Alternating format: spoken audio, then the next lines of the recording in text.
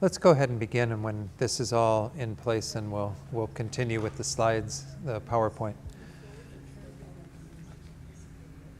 So before we begin the afternoon, let's just take a moment to reconnect with that motivation that we had at the beginning. Remembering that the work that we're doing on ourselves through investigating this topic of forgiveness today is done in the context of being able to be better qualified to benefit all beings. As we were discussing this morning, we are inadequate currently. We don't have all the skillful means, the power, the ability to benefit beings to the extent that we would like to. But the Buddha says that if we cultivate our minds, increasing the positive qualities, removing all the negative tendencies, eventually we can accomplish the same state of the Buddha. And through imparting the Dharma to others, guiding them skillfully on that path, we can help them to attain that same state as well. So this is the context for what we're looking at today within the scope of this mind of bodhicitta, the mind that aspires to bodhi, to full awakening, in order to be able to benefit all beings. So just refresh, renew that motivation, and then we'll begin our investigation of this topic again. So I don't know, this doesn't seem to be coming up here. I've got still the little spinning colored wheel on the... I'm not that good with apples. Does anyone? I'm not good with apples with Macs. Oh, no, it did something, but it hasn't really appeared. So maybe. To do the slides, the PowerPoint. It's just kind of, it's there, but it's rotating, so it doesn't seem to be doing anything. That wheel means that something's stuck. It's processing, so we just have to wait for that wheel to stop. And if it doesn't stop, what you have to do, if you don't mind, is turn it off.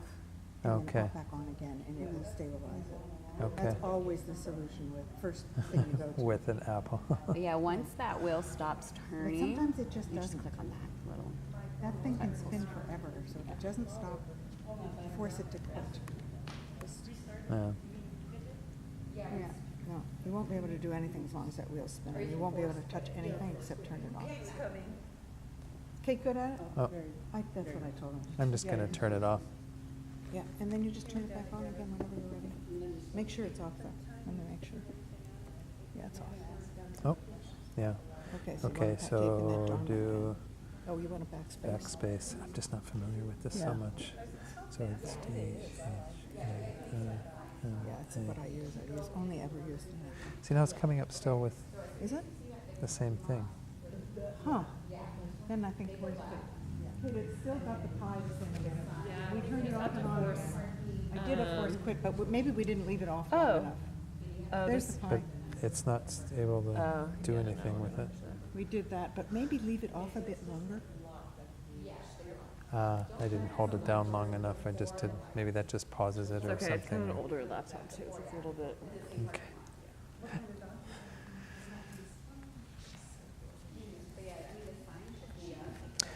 So, I'll wait. Yeah, I'll just wait. That's fine. We don't want it filming with you like kneeling at my feet or something.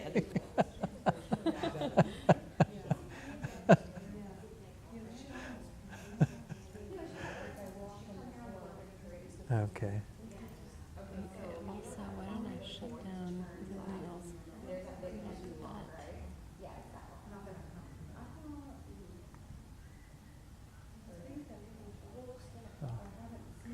always makes it upset.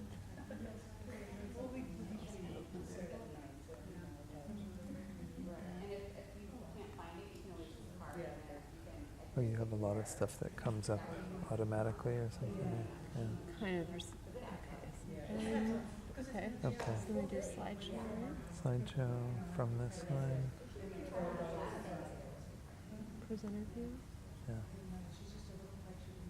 Okay. Great.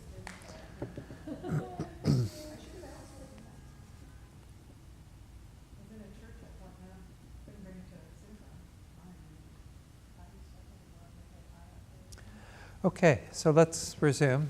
And first to see if there was are there any questions on what we did then? Or comments, further comments on the meditation on self-forgiveness? Okay. I was able to really,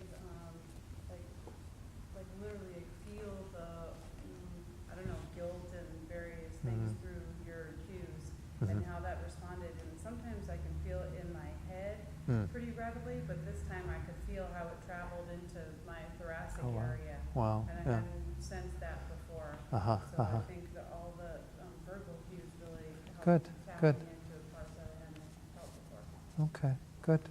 Good. Glad to hear that. By the way, I mentioned this kind of Tonglen forgiveness thing.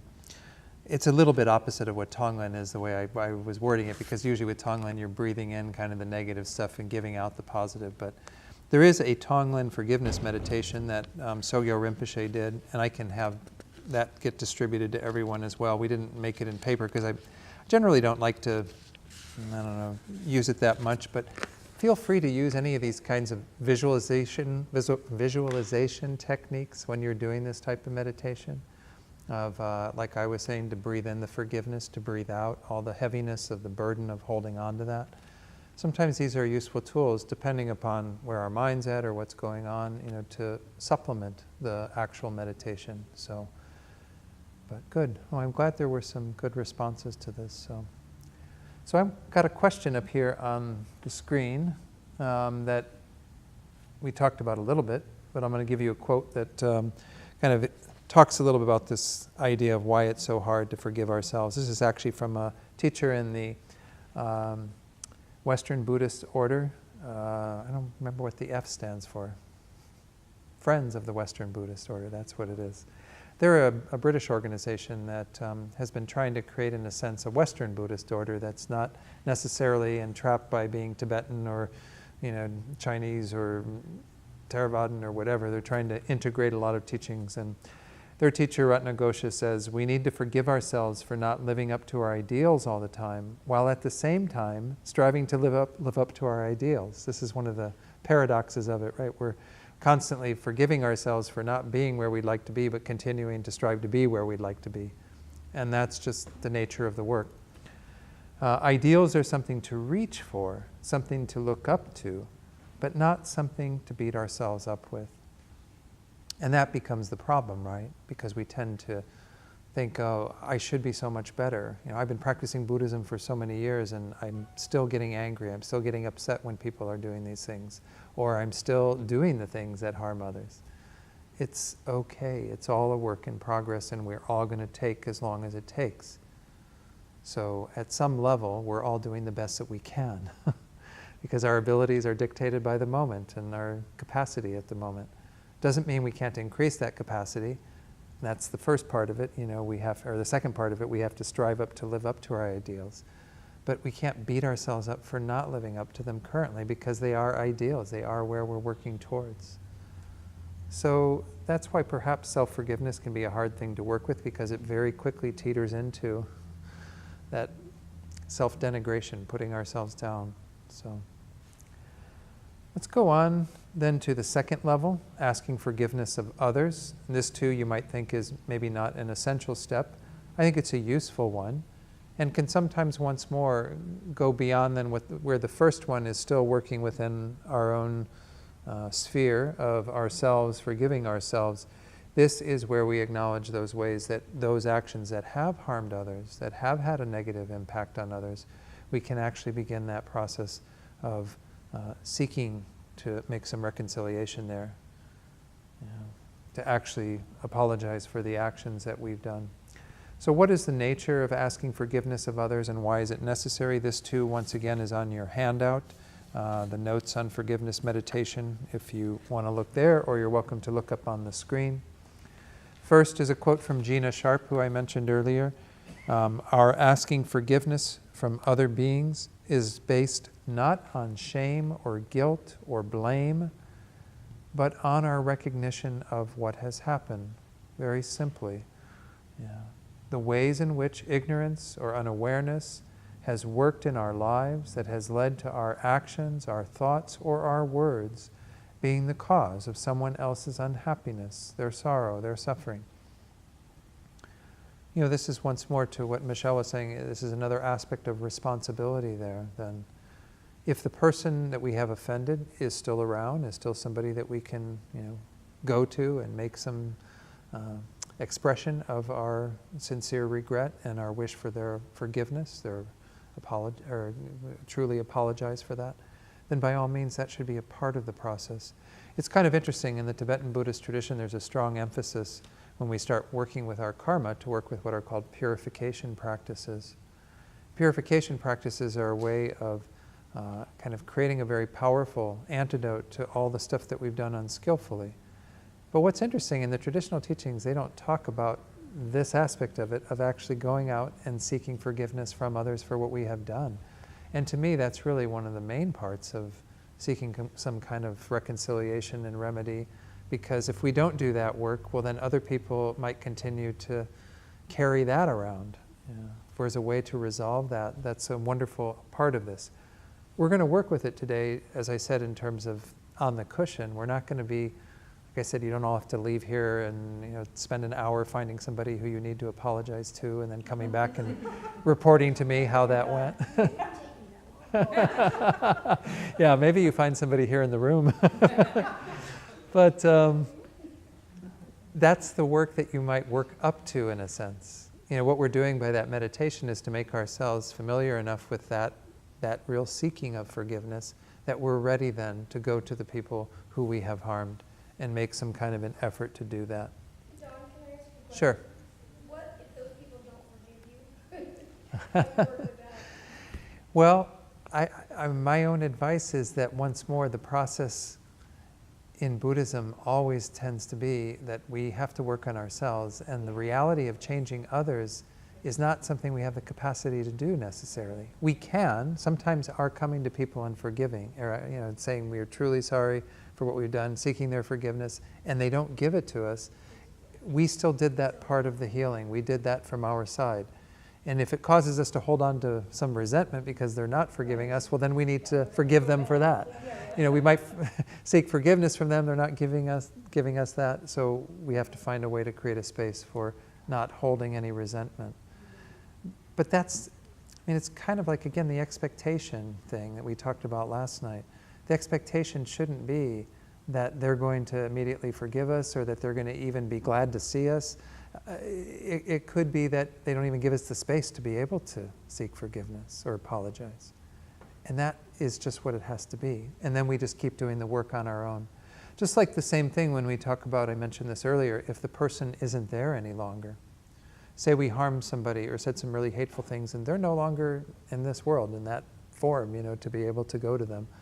We have to look them up on the rebirth Rolodex and find out, where they are, Where did they take rebirth? I need to go there and apologize to them. No. Instead, we just work on our cushion and do the best that we can to resolve that. You can certainly visualize the person. That's a useful tool, and think about them. If you want to have the full completion of them forgiving you, that may be a nice thing. Maybe you're planting some kind of energy with them to experience that in the future. But the work is mostly from our side.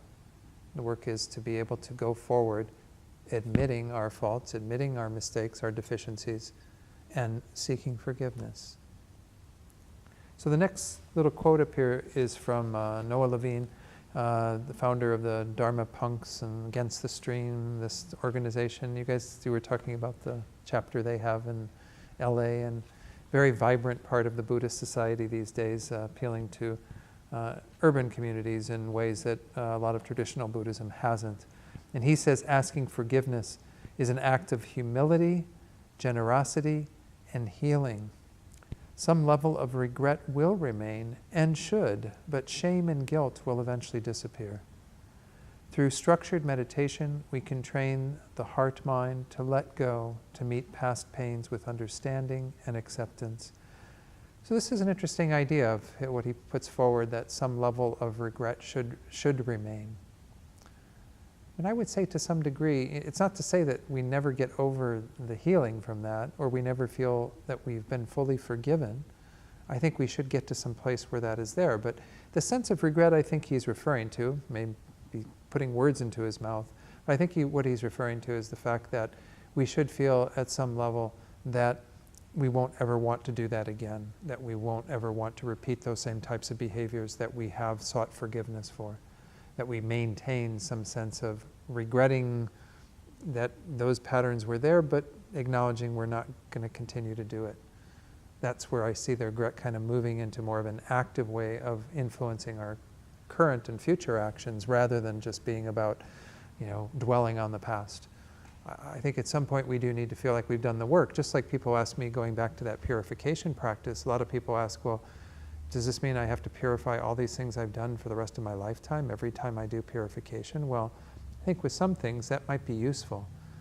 I was talking over the lunch break with Guy about one of the prisoners I worked with in the Santa Rosa prison where I go, and he took the life of a man. He, out of his anger, I believe anger was a key part of it, killed the man. I've encouraged him to work with that for the rest of his life. I think that's a pretty heavy thing to do. And there may be, I don't think there's anyone in the room who's killed a person. Hopefully that hasn't happened. But if you do have something more serious, it is good to purify continually. I would say the same with regard to forgiveness. If it's something that still feels really quite heavy, that we need to forgive ourselves for. And I'll just bring up the issue because a lot of women have had abortions, and sometimes later in life, or even when they're going through the abortion or after the abortion, they feel a strong sense of regret from having done that. And then you come to Buddhism and you hear, well, technically they say the consciousness joins up with the fertilized egg in the womb, and in a sense, from a Buddhist perspective, that's a sentient being from the moment of conception on, and then they get kind of terrified with, oh my God, what have I done? I think that at some point you need to do the work to purify these things, but not continually dwell in the past, continually kind of be grounded in that. So this idea of seeking forgiveness in whatever way you can, through this meditation, through actually going to that person if you can, it's important to feel like there's some sense of conclusion to it for most actions. For some actions, it's good to continue to work with it, to continue to forgive ourselves for the ways that we've wronged other beings. But at some point we should feel like, okay, the work is done. We've actually made some progress. So any questions on that? Yeah, Julie. Sure, no problem. Yeah, I'm just wondering when there's mutual harm. That seems so complicated. Neutral karma? Mutual harm. Oh, mutual harm, I'm sorry. Mutual harm. Yeah. So that, Yeah. I'm not sure what the process, because there's Right. so much forgiveness involved before you could possibly ask. Sure. Yeah, I don't know. I mean, once more, if we look at it, do we wait until everything is perfect from the side of the person that we're seeking forgiveness for our actions and that we ideally would want them to seek forgiveness for theirs? I don't know that that's necessarily going to happen. And so I think if there is a case of mutual harm, we have to do the work on our cushion to get really ready to the place where we once more are capable of extending our apology and our wish for their forgiveness, and once more be okay without any expectations of what's going to happen on the other side. I mean, if the person said to you, if you went to them and you said, I'm really, truly sorry for all the harm I caused you and whatever it was that occurred, and they said to you, yeah, you caused me an awful lot of harm, I'm glad you finally apologized. And that was all they said, to be okay with that, to not feel like, yeah, and what about all the shit you did? We have to be all right because we're doing the work to improve our own qualities, improve our heart, improve our connection with others. And if that's what it results in, if that's what it means that we get to is a place where we're willing to and they're not, we have to be okay with that. But it does take a lot of work to get to that place if there has been mutual harm. So I think the answer is generally always the same. We do what we can from our side, and if we get prepared enough, and once more, there should be a comfort to doing this. If you're going to somebody who has really been an object of great harm to you and you've harmed them back, and you feel like there's some concern for your safety and well-being in that situation, then maybe you need to find alternative ways of doing that, or ways that are safe for you, much more in. Concerns after. Yeah. I mean, I'd say, again, every situation needs to be analyzed much, pretty closely as to what will, because it's not good to put anybody in a situation where they're going to inflict more harm on you or anyone else on the basis of what you've done. And it's not a bad idea if you actually do get to the stage where you're going to seek forgiveness from someone else, to ask that person if they would like to meet you and discuss that with you, or entertain that idea. You could call them or something and say, I've been thinking a lot about blah, blah, blah, blah, blah, and I'd like to say some things from my side that I hope will be healing to the situation, and see what they say. And if they say, oh, I'm open to that, then that might be an invitation to go ahead and engage in that. Yeah. But I think we have to take a lot of care. This is kind of going back to that idea of you have to be skillful in how you do this. Vanessa's example of like somebody just saying it without any prelude to it, to understanding why they're, forgiving you when you don't even think you've done wrong, or why they're seeking forgiveness when you're not sure what's going on. I think we need to prepare people sometimes for that. Were you going to say something more, Vanessa? Yeah, as far as like feeling guilt, and I've been having this issue with my neighbor for the last several months. His dog keeps on pooping in front of my yard. They don't pick it up. But every time I do, sometimes it lingers there for like a couple days, and I'll go next door and say, I feel like a jerk telling them, pick up your dog food, but like, I don't know, I feel like a jerk. I mean, they're good at picking it up, but it's just like I constantly keep on having to come over there and tell them, and I just feel like a jerk each time. So I don't know, as far as like karma, like, I don't know what. I don't know. Sometimes I just, like this morning, I just felt like a total jerk telling them, and she had to go to work, she was running late, and I was like, your dog just, Yeah. went in front of my yard. I don't know. Does anyone else in the room have a suggestion how to deal with the dog poop problem? Those little signs with the. Yeah, but the thing is, they let their dog kind of they open the garage, and they're in the house, and the dog kind of just sniffs around and goes over. They let their dog loose. I mean, I think, Stop that. So do they feel like, how do they react to, or how do they? They pick it up. I mean, when I tell them, but I just keep on. I just don't like going over there. Maybe just like write it on a piece of paper and make lots of copies and just keep sticking the same note. you know, I would just do it and forget about it. yeah. Until they learn that that's what they have to do. Don't feel like a jerk. Yeah. You're not doing anything.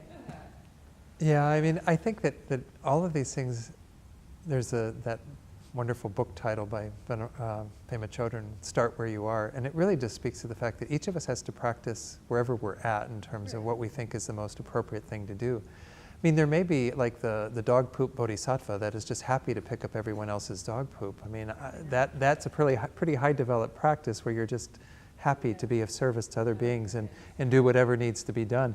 But we're not all there. We're not all, dog poop bodhisattvas, sorry. I'm not going around to neighborhoods and picking up everyone else's dog poop. It's just not happening. But when it's on your doorstep, then you think something different because it's your stuff to deal with.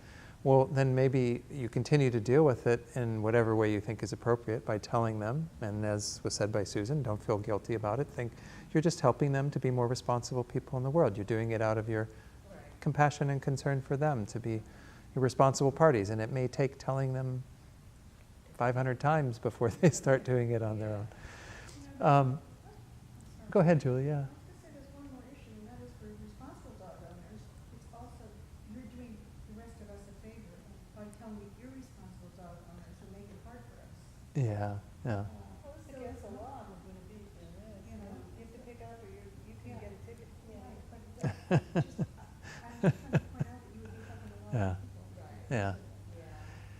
It's not just for you. We live in a world where we're inevitably once more going to find that sharp object that we don't want to step on, and we have to figure out a way to keep our mind somewhat protected from going to the painful places where we're going to get angry or upset or whatever. And so you just have to, maybe each of us, whatever situation we're working with, work it through in our own minds. Well, what feels best in terms of the best way to handle it with some of these ideas? I think what Julie's saying is true. If we do teach them to be responsible dog owners and take care of their dog's crap, well, that's a good thing. It helps everyone. It's the way that society works best when everybody does do that.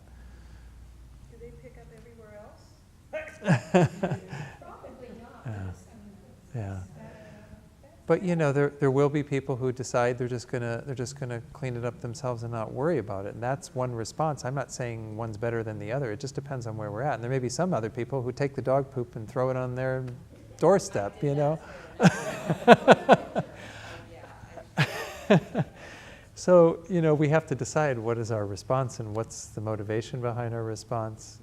As in all these things in Buddhism, our thoughts behind it are really the most important, though the actions, you pay attention to the actions too, because the actions should be as skillful as you can make them, you know.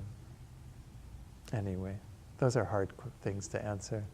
I just had somebody contact me and I'm trying to formulate my own response to a dog barking problem that is bothering them. There's a side of me that also thinks of a lot of this stuff, and there's a phrase that one teacher came out with that said, these are first world problems. You know, when we think about the reality of the world that we live in, we can get kind of bent out of shape about a lot of stuff that really is pretty insignificant when you look at some parts of the world and the suffering that's going on. So I'm not saying it's negligible, because it is something to be tended to. But we also have to have that perspective that, yeah, some of this stuff we lose a lot of sleep over, and it's really not that big a deal. You know, I think the real work is to be able to do that with just equanimity. You know, I mean, not feel yourself Yeah. in the pain or whatever. It's not burden. Yeah. Order them from Amazon, 800 bags of dog rolls, and have it delivered to their house. Okay. Moving along. Let's look at this process then. Once more, this is on your sheet, the notes on the forgiveness meditation. And by the way, one thing to point out, I didn't mention this in the first one, is there are some words in italics on the forgiveness meditation itself from Jack Kornfield. Those words, as I said when we did the meditation, are one way of expressing that. You need not even express it at all. You can just use your thoughts. You don't have to use a particular phrase. But I mean, in many of the traditional meditations, the metta practice, there are some formulas that are quite effective to use for that, you know. And this is one formula for self-forgiveness, for asking forgiveness of others, and then for extending forgiveness to those who have harmed you. So feel free to use those that are in italics, but as I mentioned, also create your own if there's something that works better for you, you know. And again, that need not even necessarily be a part of the meditation, but I think it can be quite effective. So let's look at the steps. They're somewhat similar, but here we're reflecting on the ways that you feel that you've not been forgiven fully for any of the three types of actions you have done that have harmed yourself, and particularly which have also been harmful to others. You know, so here we're looking at the fact that we don't feel that we've really been able to resolve that with someone. And again, it could be someone who we could go to at some point, or someone who we don't necessarily go to because maybe they're not there, or maybe we don't even feel comfortable with that level of the process. But we think about where we've done that through any of these three doors. Then, as with self-forgiveness, begin asking forgiveness with those things that are less significant, working up to heavier ones. As I said, that's at your discretion. You may find it useful to work with things that are heavier because they may be what you need to work on, what you feel are real obstacles. The next point on the screen, thinking about those people who have been the object of your actions, truly value those relationships and acknowledge their experience of hurt or pain that you caused. Again, not to feel an even heavier burden, but to acknowledge that this is a part of what you've done. You know, your actions have caused someone else's upset, someone else's discomfort, someone else's pain potentially. And we have to think about those beings in the aspect. It says there, truly value those relationships. Well, they may be people who you've really not had much relationship with at all. They may have been an incident that you had where you did something, said something in the midst of a heated moment, and then they went their direction, you went yours, and you never see them again. But you have to still value them to some degree as a sentient being, as we saw earlier in these basic teachings that inform our forgiveness.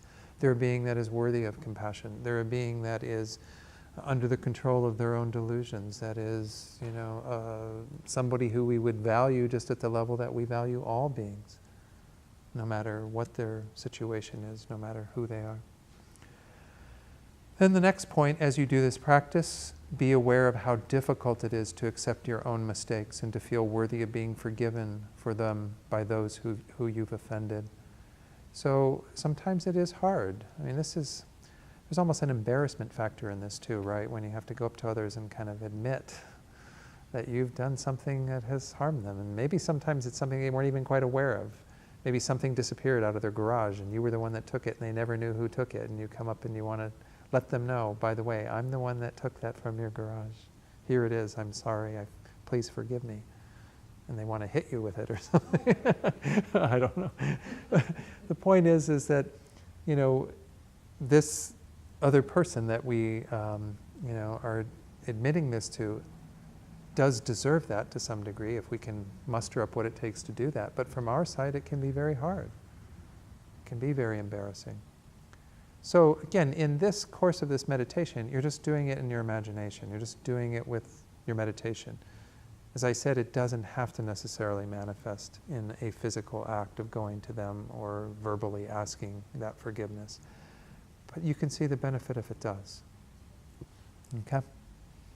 As with the previous one, observe whatever releasing of the burden of those actions that occurs, the feelings in your heart, the thoughts in your mind, and the sensations in your body. Once more, recognize that that's how, as Michelle was pointing out, some of that, we can feel maybe in our chest, we can feel perhaps in other parts of our body where there is some release potentially occurring. May not happen, it may happen. Don't, again, get too caught up in needing to have particular results. The next slide, did I go to it? No. Yeah, there it is. Engage in the practice as best as you can, as we saw earlier, with whatever level of authenticity you have. It may not feel genuine initially, and it may not feel like you're really wholeheartedly in it, that you're giving your all to that type of practice, but just keep doing it. Don't worry, just keep doing it. It'll change over time. And as before, conclude by reflecting on your own values and aspirations that you want to honor and uphold. Establishing that strong intention to continue in that vein in the future, to really make that your practice of how you want to be in the world, how you want to avoid doing those same sorts of actions again. A bit of what Noah Levine was saying, maintaining some sense of regret for having behaved that way, that funnels into, as I said, different behavior in the future. So any questions or comments on that? Because that's really all I have on this second level of meditation and practice. Yeah, Pam. An incident where I kind of stole that too, and I was just absolutely so uptight about it. I felt so bad, and the relief that came with apologizing was tremendous. It wasn't an old something I've been hanging on to for a long time, but it was just, I felt really grateful that while this person did accept my apology too, but even if she hadn't, just being able to do that was just a tremendous relief. Sure. So, there's a lot of power. Yeah. And back to what Julie was saying about when there's mutual harm, I mean, it takes a lot of courage in a situation like that as well, if that, happens to be what we're working with. But sometimes that step forward and that kind of putting ourselves out there, and there's a lot of talk these days about vulnerability and the power of vulnerability being actually a tool for great courage. And I think that's what you're speaking to. And when we have to deal with something as complicated as someone else who's harmed us and we've also harmed them, it's a very vulnerable place to be in. But if we don't extend ourselves in that way, we're never sort of giving the space for something to shift, something to move, something to change. So even if it's just one thing from our side we're apologizing for, or whether it's something that's much more complex, there's great power in that, absolutely. It's good to hear that kind of testimony. So are we ready to do another little meditation? And then maybe we'll have a short break. Because this will go, I'll try to keep it to right around 20 minutes, maybe 25 at the most. I think it's about what we did before. Some of you may have more meditation experience than others. And like I said, it's very hard for me to gauge how much time to give for any of these thoughts. But hopefully I'm giving you enough time. If I say something and you feel like, oh, I need to stay where I was with what I was thinking about, don't listen to what I'm saying then. Don't worry about it. That step will be there to do later. Don't get caught up in it. Stay with what works for you. Because as I said, guided meditations, it's impossible with the people in the room here, for me to know exactly how much time to give for any one of these points. So as we did before, let's do just a standing up, get the blood flowing a little bit before we sit down in meditation. Otherwise, once more, we could get quite tired. We won't do extensive yoga or anything, but No handstands. no.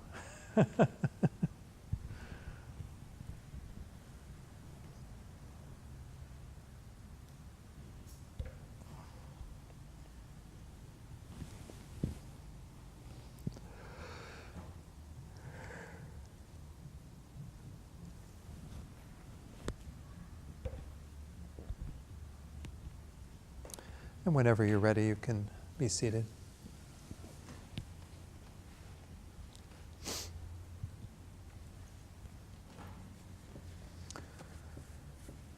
So I gave a bit more instruction on meditation posture when we did the morning meditation, so I won't go through all of that again. But instead, just on your own, be sure to check your posture. Be sure to have a good idea of the alignment of the body.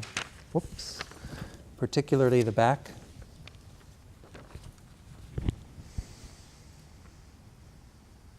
And also the relaxation in the body, making sure that we're not holding a lot of stress and tension. This can become an obstacle to meditation. There should be kind of a nice energy to the body without that stress, that tension. One way to release that tension might be to breathe in very deeply, feeling the air go into every cell of the body as if every cell kind of expands.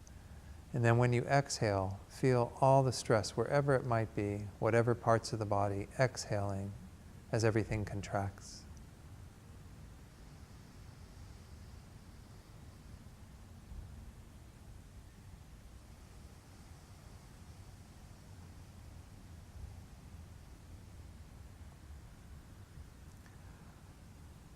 Then when you're ready, as before, we'll just do a few minutes of meditating on the breath as a way of reconnecting with some inner peace, some calm, some focus. You can do this, again, in any way that works for you, or if you want to work with this point at the tip of the nose, just maintain your awareness there. And the basic instruction with any breathing meditation is to keep the awareness wherever we're focused, whatever it is we're working with. And when the mind wanders, gets distracted, and gently bring it back to the breath.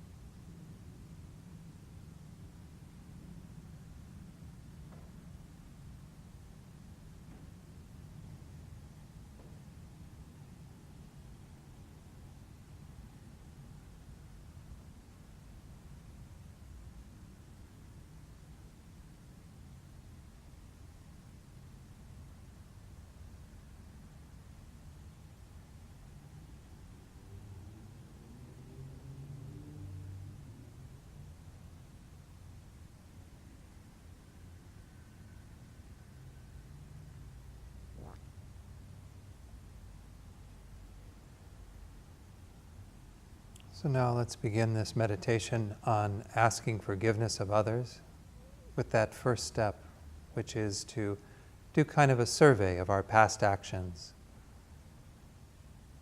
to look at those ways that we have, through our body, our speech, our mind, engaged in activities that were harmful, particularly harmful to others.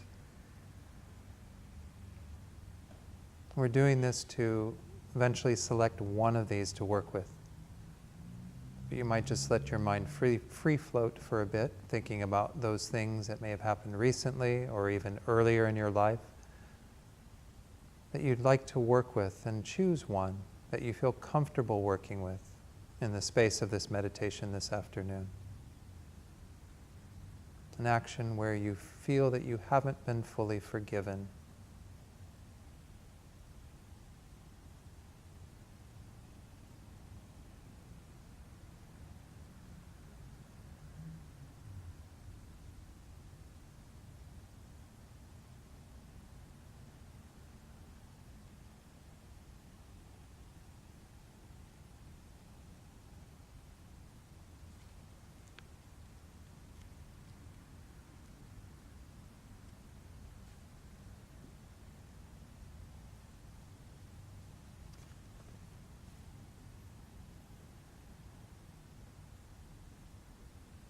And really reflect that this one that you're going to work with is a way in which you have caused harm to another. You may have done this knowingly or unknowingly, and it came out of your own pain, your own fear, your own confusion, perhaps even your own anger.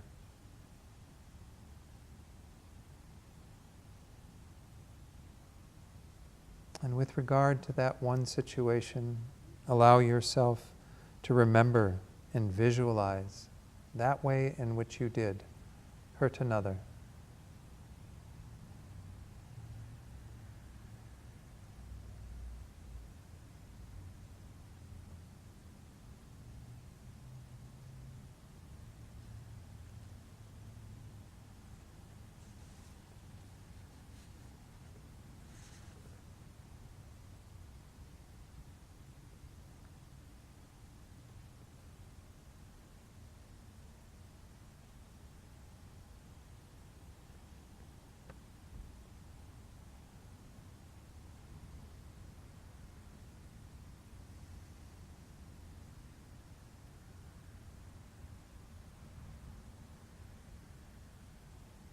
And as you think about that situation, also reflect on the fact that that person, the object of that action, who you may know, you may not even know them, but they experience some harm. They experience some pain. They experience some sorrow on the basis of your action. And just acknowledging that. We're not, again, beating ourselves up, simply becoming aware that that other being has had an experience on the basis of your own action, this unskillful action that came out of your fear and confusion.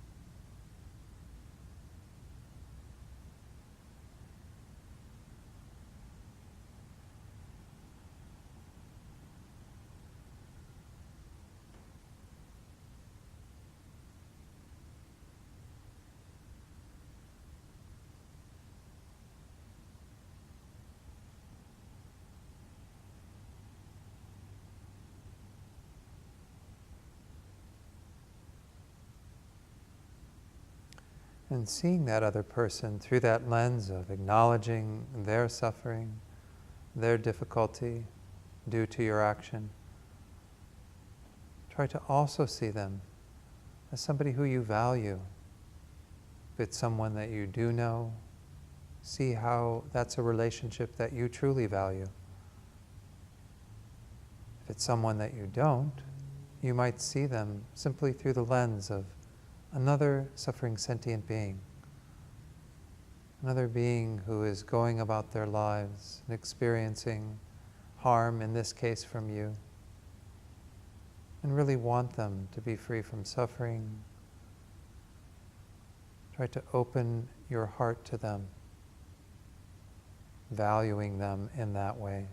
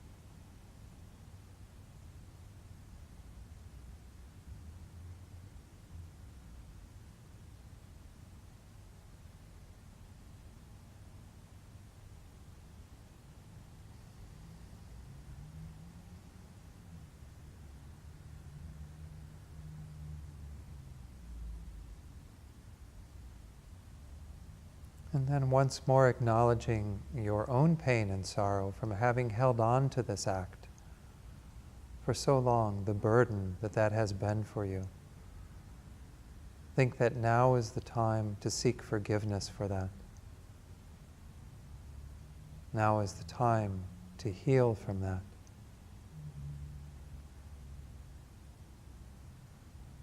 Finally, you can release that burden and ask for forgiveness.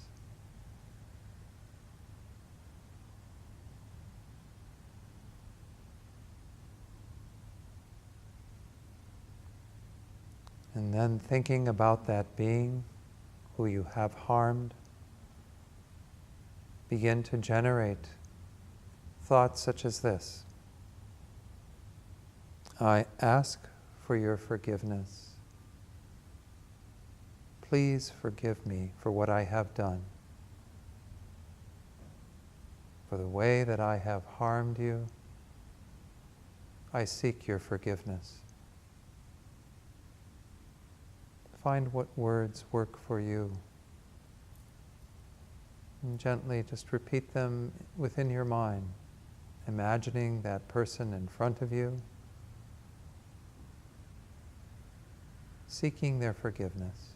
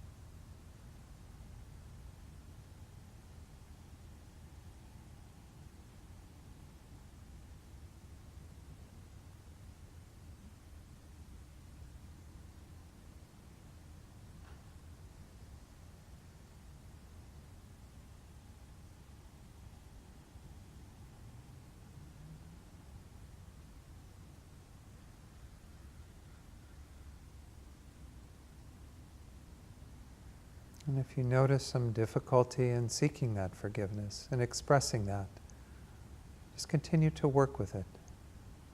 Continue to soften into that. Please forgive me for the way that I have harmed you. I seek your forgiveness. I ask your forgiveness.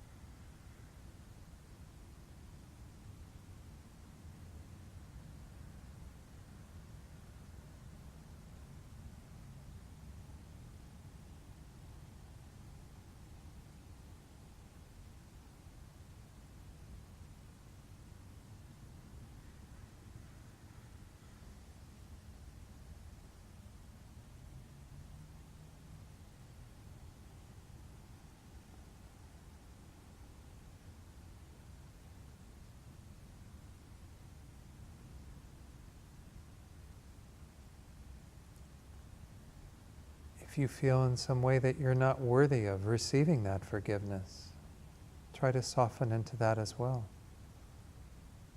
Keep generating the thought, please forgive me. I ask your forgiveness.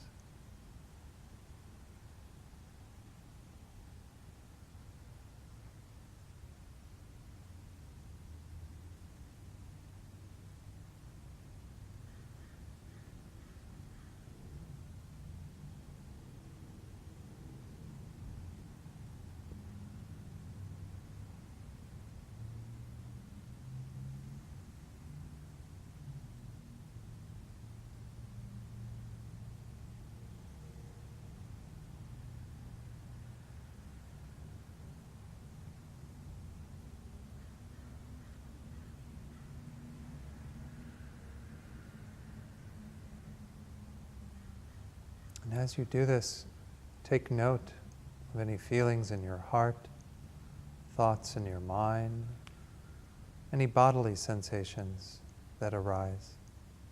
And just take note.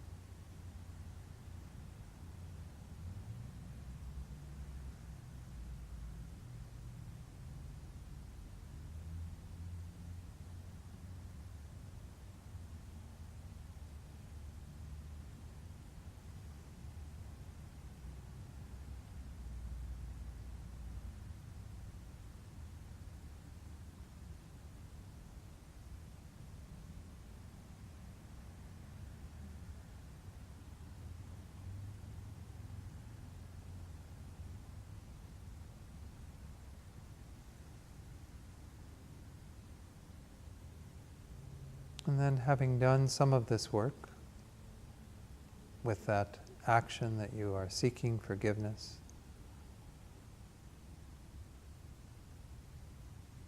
get back in touch once more with the values, the aspirations that you wish to uphold and to honor in your life, the ways in which you would like to be in the world, to be an agent of harmony, peace, compassion, love, and so on. Just renew your conviction in those as the path that you want to follow in the future.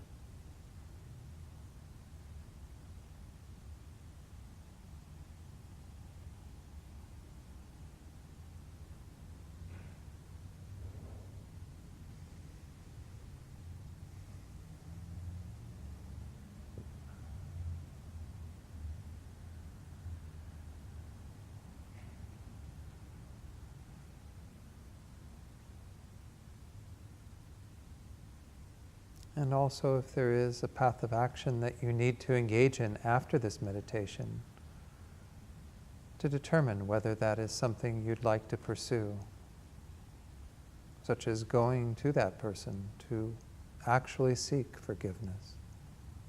If it's not something you want to consider, that's fine. But if so, then try to make that determination, to honor that, to feel that that is a part of this, an extension of this meditation.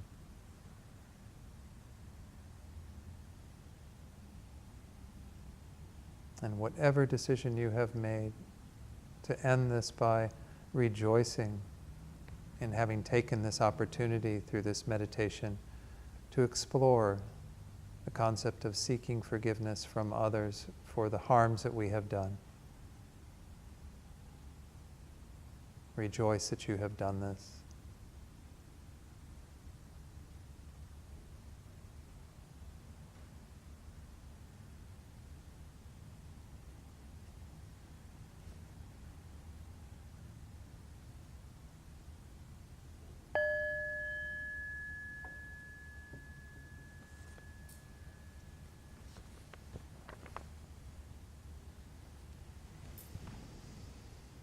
So before we take a break, just see if there's any questions or reflections from that.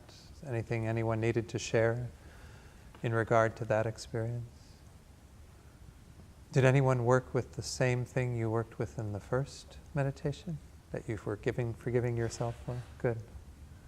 How was that? Did it seem like it was another step of unfolding? Okay, good. I didn't suggest that because I wanted to keep it open. There might be one thing you feel you need to forgive yourself for, another you feel you need to seek from others. But sometimes it could be useful to do both meditations with the same action to get kind of a synergy going there, perhaps. But any other comments or reflections? Very powerful. I'm sorry? Very powerful, good. I think this is, I gave it the title, The Power of Forgiveness, with the hope that that would be the experience, but it's a really powerful force in our world. I was talking earlier today about that South Carolina chapel. I was just really, we've seen this before. I'm going to share a story a little later about an act of forgiveness that Jack Kornfield shares in one of his books that practically brought tears to my eyes. I think it did bring tears to my eyes the first time I read it. It may bring tears to my eyes when I read it today, but I think we're really quite moved by the power of forgiveness when we see it operative in whatever dimension, forgiving ourselves, seeking it from others. It's got a lot of power to really help us. And once more, I feel it's because of that vulnerability thing. This is a vulnerable space to be in. On either side, to be vulnerable to forgiving others is a vulnerable place as well as being forgiven. We're putting ourselves out there, kind of our hearts exposed. Courage and strength, really, to Yeah. allow yourself to be really vulnerable. I think so. Yeah, Michelle. I have a question about, in my family, Uh-huh. people don't discuss stuff, and once it's... Yours too? It's like it's swept under the rug, so once you're over it, so at what point do you decide to bring something up that is, people don't want to talk about it, kind of? Right. Yeah, Michelle's question is a good one. What's the timing of something that we feel that everyone else has kind of forgotten about or in a sense swept under the rug and doesn't necessarily want to revisit? I think this once more requires a bit of our own analysis and seeing once more what is our motivation for doing it. If we're doing it so that we drudge up all this stuff and make things more complicated, well then that's not a good motivation. If we do it because we sincerely think there will be some benefit for ourselves or others by bringing it to that level of an interaction, then I think we can hopefully trust that that will be part of what the result is. Not that it's a given and that we should have that expectation, but we should at least do some investigation to see if there is some potential for there to be some benefit. If not, we can do the meditation and the forgiveness, seeking forgiveness on our cushion and never get it to that place of, bringing it out into the open. Because you're right, a lot of families or other sort of units, people do have a tendency of just kind of moving on and sweeping it under the rug. And if you go to that place of revisiting it, it's like you're opening up an old wound in a sense. And that may not be the most beneficial thing. So it's good to even, you've got other friends practicing this type of practice. It's good to even maybe sit down with somebody if you're comfortable with that and say, what I've been working on is something I did to my sister or my brother or my mother or my father, and it seems like it's forgotten, and what are your thoughts about how I might go about doing that, or if there's any value to doing that. Sometimes it helps to have somebody to bounce that off of, and they might ask questions and help you get a better focus on what it is that you're hoping for, or why you're doing it, or what the need is from your side to do it versus what the risk is on the other person's side is to doing that. I just think it's good to do some exploration before just blurting it out, and then suddenly everybody's like, well, why is she bringing that up? My gosh, now it's like revisiting all that stuff that we thought was so far in the past that we've all put to bed already. I think there's still always some potential for some healing, and I'm not saying if that result does come about, there's still some process of healing that can occur through that, but it might just take a little more skill to be able to navigate that, because we might have new resentment, and that wound being reopened, that could be really hard. I don't know. It's a tricky one. Yeah. That still helps, I think, to sit down and work out on the Yeah. cushion for a while. Yeah, absolutely. And sometimes we get clear on the cushion when we're doing it. Sometimes you get to a place where when you've been doing it frequently enough where you go, I feel pretty resolved about this.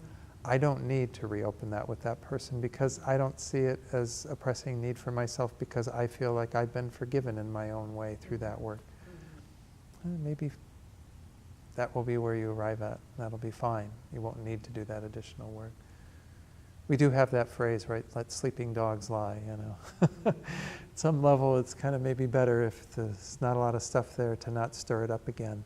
Especially if we feel like we've gotten to a place where even though those wounds might be under the surface, everything's kind of okay now. It's not like we're dealing with the ramifications of those wounds still manifesting. That maybe it's okay to let that go and to do the work on our own. Again, everything's going to be quite situational, so it's very hard to give a blanket response to those kinds of things, because it will very much depend upon what's going on, the people that are involved, where they're at, what their feelings are, how open they are. There's so many factors. And even where we are at with our own vulnerability, our own courage, our own work on this. So do the work on the cushion first. It's a safe place.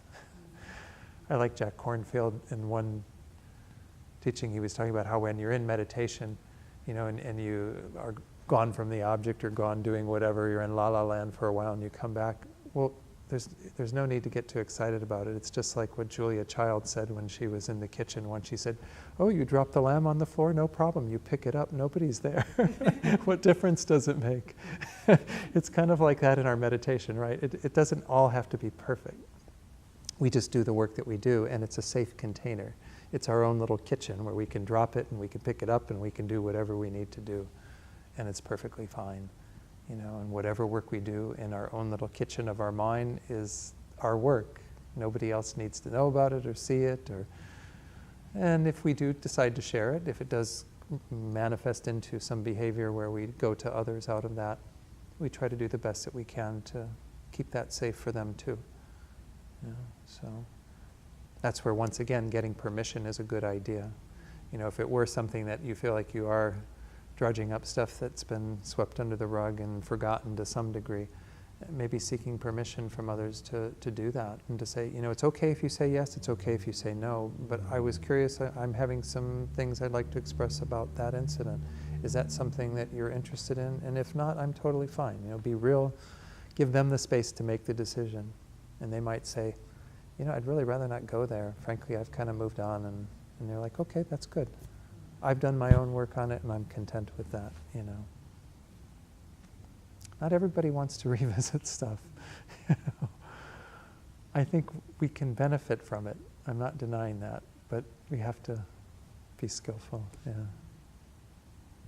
All right, about 3:30 or so. So let's take our afternoon tea break.